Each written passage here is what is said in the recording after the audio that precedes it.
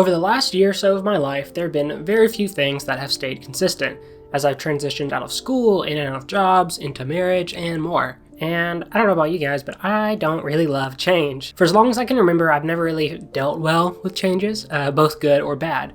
And ever since I was diagnosed with depression a few years back, it's been even harder to kind of grapple with change, especially even good things. So over this last year of changes and learning how much fun adult life is, things like my wife and family and church have been some of the main things that have helped keep me grounded. But the other major aspect of my life that's been immensely helpful in dealing with these changes has been video games. What a surprise. Even though my adult responsibilities have drastically increased, and it's been harder and harder to, fit gaming into a pretty much full schedule already. And I don't even have kids, so I don't even want to imagine what that'd be like. So today, I just kind of want to talk about why that is and what games help me on days when my mental health isn't as good, and also just kind of talk about primarily what gaming is like as a 23-year-old adult, whatever that means, when most people outside the gaming sphere kind of still view gaming as a waste of time, especially when you're a married adult, or just an adult in general, as a basis. So as always, sit back, relax, grab a cup of coffee or tea, and let's chat about why gaming as an adult is kind of weird. I recently celebrated my 23rd birthday, and I don't think there's been a time in my life other than now where I've both felt so young and old at the same time. It's so bizarre. One day I'll, want to do nothing other than play Baldur's Gate 3 all day by myself or with my wife. And this is on a Tuesday, okay? I can't really do that. And the next day I'm worried about bills and providing for my wife and future family and etc. And it's a really weird balance that I am absolutely not anywhere close to figuring out. And I certainly don't think I'll be figuring out anytime soon. And I'm learning to be okay with that. But as I mentioned, making gaming a part of my routine has been a really good way to still do the things I enjoy, even if I'm, playing a game with the intent of making a video on it, or even just the thought of, maybe I might make a video on it, which I know that's not a common thing for people, but it is for me. But there's one thing about gaming as an adult that I'm finding really strange, and I know I'm not alone in this, and it's the fact that when I do get a long period of open time to play, and you'd think that'd be kind of an easy time to just sit and zone out and be like, I want to play this game, done. It's actually kind of the opposite. And I know I've talked to a few of my friends about this who have full-time jobs as well, and they've experienced the same kind of thing. So I'm sure many of you have as well. That experience of, working hard at work all day, whatever your job is, in your mind being I'm so excited and ready to go home and play the new Elden Ring DLC, or play some more Baldur's Gate 3, whatever it is for you. Or you're in the middle of a game and the story's getting so good and you're just ready to get that next story beat. And then you get home, you do all the things you need to do, you make dinner or whatever, and then you sit down, you're able to play, and all of a sudden you kind of find it hard to actually play anything. It's such a strange phenomenon. In part, at least for me, due to the voice in the back of my head, nearly every time I sit down to play, they're being ooh, you should be actually doing this instead, or this, or you should be working on this part of the house, or doing these chores. You're being so lazy, you dummy. I think it's that feeling. That feeling really can often lead, at least for me personally, to this whole choice paralysis in video game things, which I made a video about prior. If you want to check it out, it'll be linked somewhere. But that kind of experience of you sit down to play a game specifically, and then you see kind of other things you could be playing, or X, Y, and Z, whatever, and you get this choice paralysis, and you spend more time actually choosing what to play than playing, and then sometimes you run out of time and don't even really get to play anything. Happens to me all the time. It's just a weird thing, and I don't have any answers. I'm sorry if you came to this video kind of wanting answers of gaming as an adult is weird, and I don't know how to fit it in my schedule or whatever, and you wanted answers. I'm sorry. It's not that kind of video. I'm just kind of sharing my experience in hopes that others can be I'm not alone.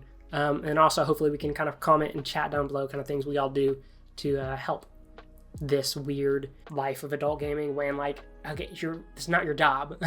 Obviously I do this. This is very, very part-time for fun. I would love for it to be a job one day, but then it would also just be a job. But with all that said, there are a couple things that I've kind of talked about previously on the channel, and that I have done and tried to do and kind of implement in my own personal gaming life to kind of help with this weird feeling of sitting down and not knowing what to do, or just trying to fit everything in your schedule and feeling bad about, actually doing something you enjoy. First of all, get that thought out of your head. That's stupid. You shouldn't feel bad about playing a game you really love or you're excited for a little bit after a nice long hard day's work, whatever it may be. That's okay. Playing for 6 hours at a time, as much as we'd want to do that, probably isn't the best unless it's a Saturday, Sleep is important most of the time. For some of those things that have helped me is, one, getting a Steam Deck, which again is I've talked about on the channel before. Not most people can go out and do that because it's expensive. But if you get a chance and you're a PC gamer, I would highly recommend it because it's kind of helped me not feel like the gaming is work because I'm not sitting down at like a desk and monitors and whatever. It's a great device in general and really helps with that choice process. You just kind of boot it up and go. I can suspend a game kind of like you do on the PS5 and other consoles, and it's great. Like I'll do that on my work break. So I'm like playing something the night before. I just suspend the game, and when I get on my break at work, I hit one button. I'm already back to where I was. It's amazing, honestly. And the other thing I do, I don't know how many people this is going to apply to, but this is definitely a me thing.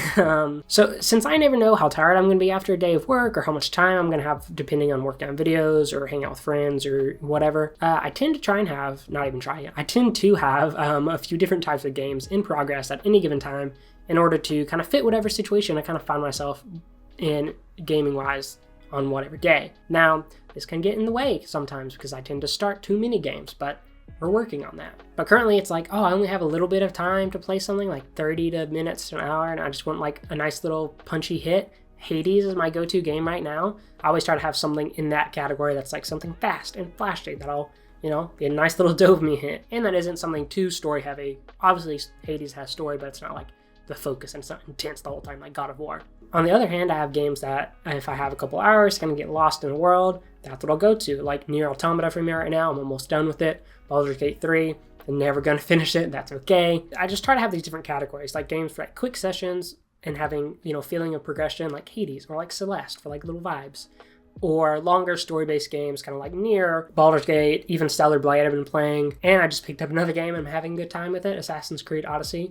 It's like one of the best 7 out of 10 games I think I've ever played. And then if I just want a comfort game, something that I've played before, really experienced almost all the game has to offer, probably definitely not everything, but that is just one of my favorite games that I can just, go to and just really just sit and vibe in a world I love. I think that is like one of the most important things to gaming as an adult. Honestly, like some of my favorite times as of late and really the last year of gaming is when I've had an hour. I don't really feel like committing to anything brand new. I don't want to play something super fast-paced. I just want something familiar and something that I love. Kind of like rewatching a favorite episode of your favorite show. So for me, those games, one, well, surprise, is Cyberpunk, but then also Death Stranding, or like any kind of Souls type game that I've played a little of, like any Dark Souls 3 or Elden Ring or Lies of P. Games like that and Death Stranding and Cyberpunk are really my favorite kind of go-to comfort games, are things that I just want to sit down and I can just kind of be in for a little bit. The biggest reason I think this is so important for people is there's no like expectation of